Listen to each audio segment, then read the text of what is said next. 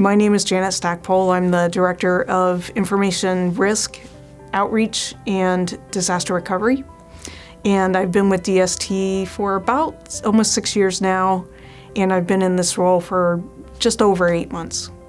In 2010, the university experienced a very significant data breach that cost about $4 million to remediate.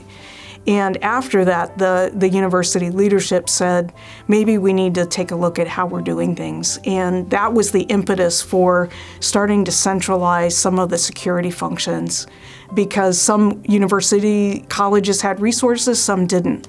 So the beginning of DST was around how do we provide centralized tools for units to manage their vulnerabilities, for units to manage their network. Digital security and trust is a lot of different aspects of security. And I think most people, when they hear information security or cybersecurity, they think of the person trying to hack into things or running penetration testing, things like that. But really, there's 3 areas of digital security and trust. How do we secure the people? How do we secure technology? And then how do we develop processes so that we have consistent ways of doing things? And so it's all 3 of those. It's called the 3 pillars of cybersecurity. Digital security and trust encompasses those for the entire university to really secure not just the network, not just endpoints or computers.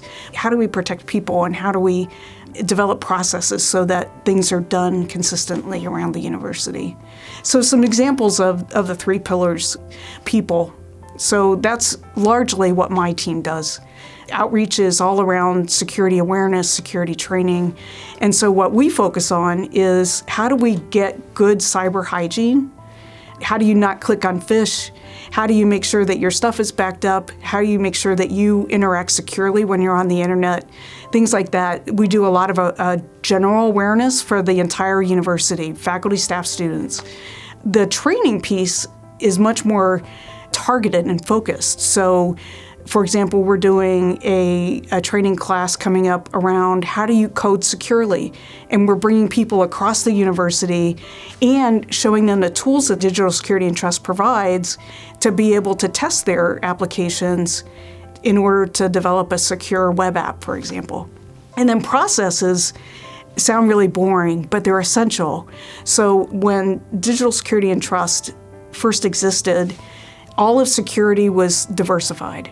And every business unit or college was responsible for developing their own program, their own standards, their own methods of executing that security.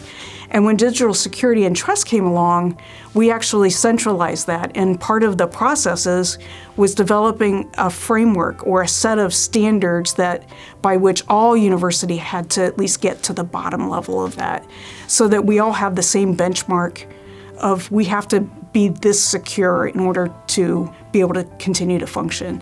So examples are network security. You have to meet certain minimum standards of your network. Otherwise, digital security and trust might come in and work with you to help you get there. So it's that standardization that really helped mature the whole security program for the university and has been foundational in enabling the university to continue. For the people portion, we want to be upfront and in their daily arena so that they start to develop a secure culture. On the technology and process side, we try to stay behind the scenes because you shouldn't see as a faculty person the stuff that we're doing to secure your machine or your network, because that's going to be too cumbersome for you. So you just need to be able to turn the light on when you walk into a room and it works. And so the frictionless security is essential in some areas, and then in some areas we want to be very much in your face. And so much security and cybersecurity is always thought of as the Department of No. And we're here to stop you from doing your work. And that was really a great opportunity for us to demonstrate not only are we saying yes to your work and helping you do your business, but also helping you do it more effectively and more securely. And so that was just really neat to be able to see the light bulb in people's eyes when they see that, oh, you actually add value. The business needs to be able to do something, and our job is to help make that as frictionless as possible for them to do that, but then also provide resources to help them do that securely. I think it's hard to get the message out that we're here to enable the business, not to stop it.